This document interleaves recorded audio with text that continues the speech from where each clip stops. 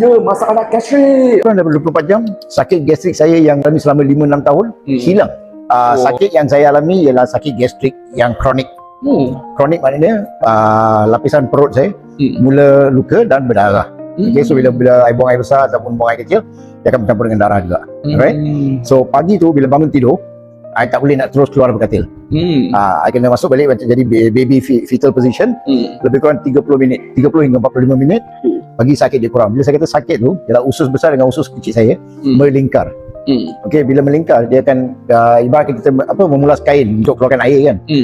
Macam itulah dia sakit dia. Okay, so lebih kurang 30 to 45 minutes. Terpaksa masuk balik dalam baby position. Bagi sakit dia kurang, baru saya boleh keluar dari katil. So, 3 bulan 3 tu I pakai, I terus masuk tidur malam tu. Dengan memakai seluar tu, masuk tidur. Satu, I dapat tidur yang nyenyak. Memang after so long kan, tidur saya memang nyenyak. Sampai pagi besok tu bila saya bangun, saya terus keluar dari katil. Tak ada sakit langsung. I pun tak perasan. Okay, sampai my mum tanya, tak sakit ke? Baru I ingat. So you tengok, perbezaan dia less than 24 hours. So, kurang daripada 24 jam, sakit gastrik saya yang saya alami selama 5-6 tahun hilang.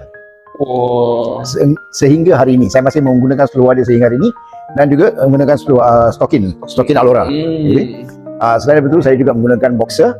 Okay. Keluarga saya, ibu saya menggunakan seluar Alora dan juga stokin. Kakak saya menggunakan seluar Alora. Okay. Dan pasangan saya menggunakan seluar Alora dan juga hand sleeve.